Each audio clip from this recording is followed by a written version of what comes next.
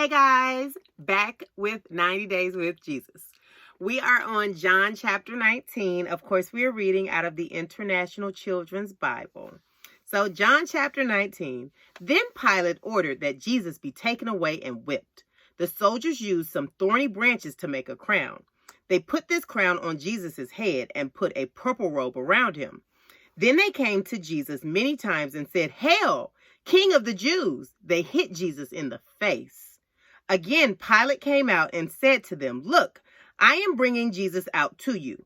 I want you to know that I find nothing I can charge against him." Then Jesus came out wearing the crown of thorns and the purple robe. Pilate said to the Jews, "Here is this man." When the leading priest and the guards saw Jesus, they shouted, "Kill him on a cross! Kill him on a cross!" But Pilate answered, "Take him and nail him to a cross yourselves. I find nothing I can charge against him." The Jews answered, "We have a law that says he should die, because he said he is the Son of God." When Pilate heard this, he was even more afraid. He went back inside the palace and asked Jesus, "Where are you from?" But Jesus did not answer him. Pilate said, "You refuse to speak to me. Don't you know that I have power to set you free and power to have you killed on a cross?" Jesus answered, "The only power you have over me is the power given to you by God. The man who gave me to you is guilty of a greater sin." After this, Pilate tried to let Jesus go free, but the Jews cried out, "Anyone who makes himself king is against Caesar.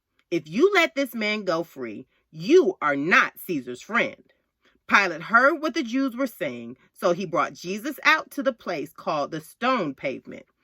In Jewish language, the name is called Gabbatha. Pilate sat down on the judge's seat there. It was about 6 o'clock in the morning on preparation day of Passover week. Pilate said to the Jews, "Here is your king." They shouted, "Take him away! Take him away! Kill him on a cross!" Pilate asked them, "Do you want me to kill your king on a cross?" The leading priests answered, "The only king we have is Caesar." So Pilate gave Jesus to them to be killed on a cross.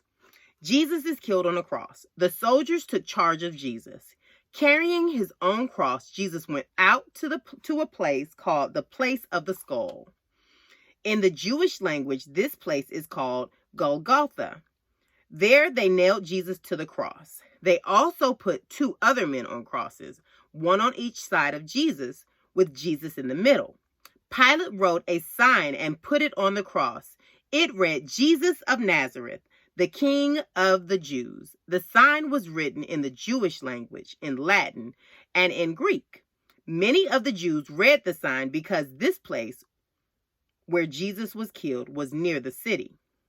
The leading Jewish priest said to Pilate, "Don't write the King of the Jews, but write, 'This man said, I am the King of the Jews.'"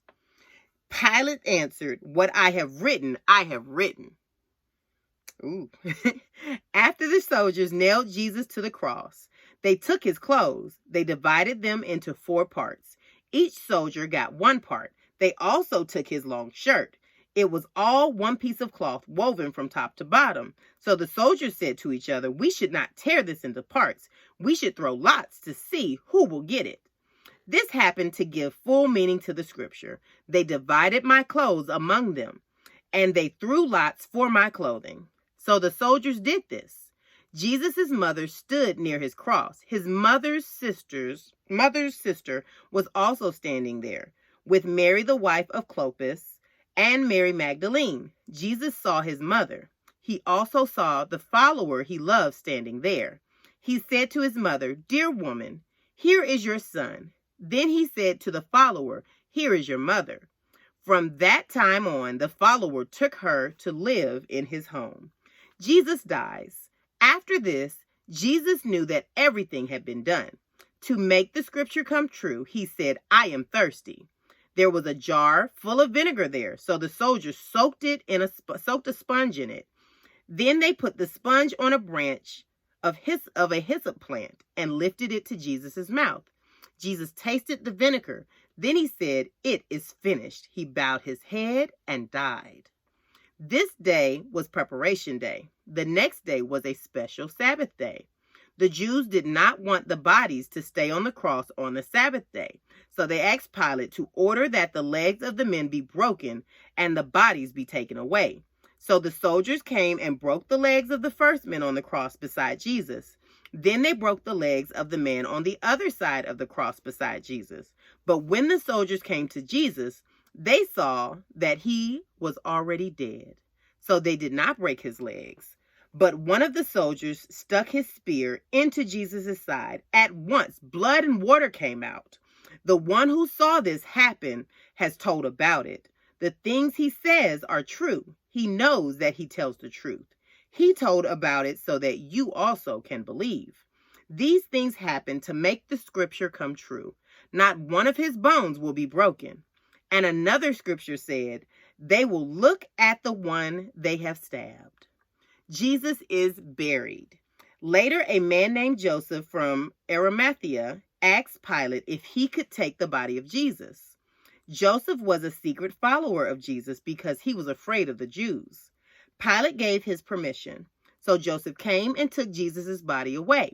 Nicodemus went with Joseph. Nicodemus was the man who earlier had come to Jesus at night. He brought about 75 pounds of spices.